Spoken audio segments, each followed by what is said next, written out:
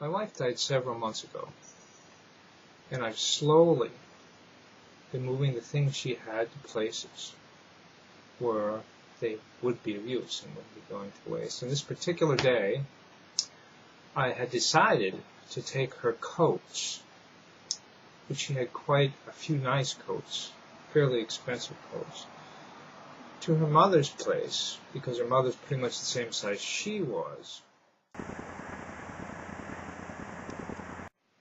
I tried to call her to see if she'd be home and if she wanted the coats. I tried several times, and finally figuring that she was on her dial-up connection and not going to be able to come to the phone at any particular time shortly, I decided I'd just go down. So I loaded the coats into the car, and I took the coats down to her place, where her husband was sitting out at the picnic table, and I said hi, and my in-laws, of course. And he yelled to her, and she eventually came out, and I told her I had the coats. And she was happy that I brought the coats down, and I was pleased that she was home and that she was happy about the coats.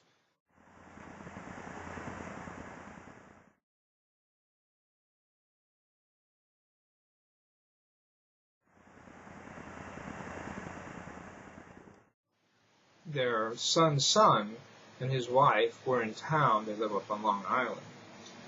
And they don't come down that often. And that their daughter, Kaz, was coming over. So I didn't want to leave without seeing these people. So I hung around, and I really wasn't planning on staying very long, but I wound up staying maybe 4 hours, lasting almost till supper time.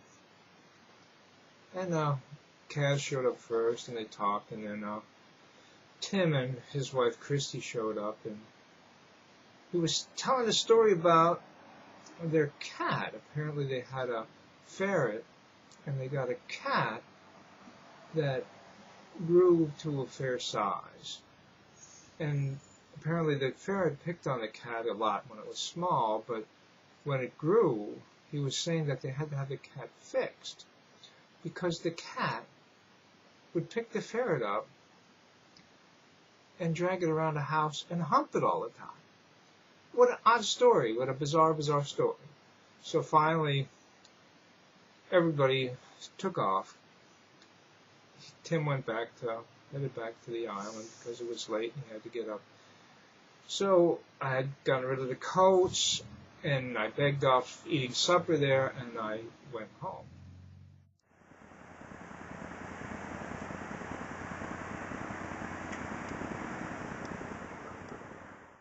So then I put a TV dinner in the microwave, and I had chicken fingers and cheese fries. It was quite nice, quite nice. I enjoyed it. And I was beginning to watch TV when I heard pow-pow, pow-pow-pow, pow-pow-pow. Yeah, well, I thought, wow, what is that? And it sounded kind of like firecrackers. And I thought, well, it's not the normal firecrackers, the black cats. It sounded like the little round balls that when you throw on a hard surface, they explode. So I didn't think too much of it. And then a police car came with sirens on and lights on. And that's not that rare of an occasion around here, since there's so many apartments, and there's often an ambulance or a police car or a fire truck, responding to some situation or other. So, and then another police car came with the lights and the sirens on, and I'm starting to wonder.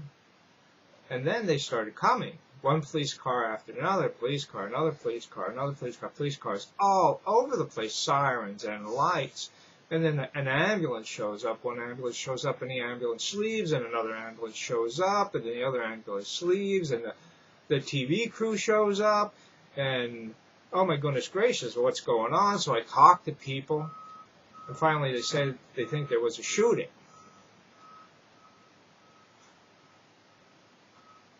So I sat out and I watched, and it was my day.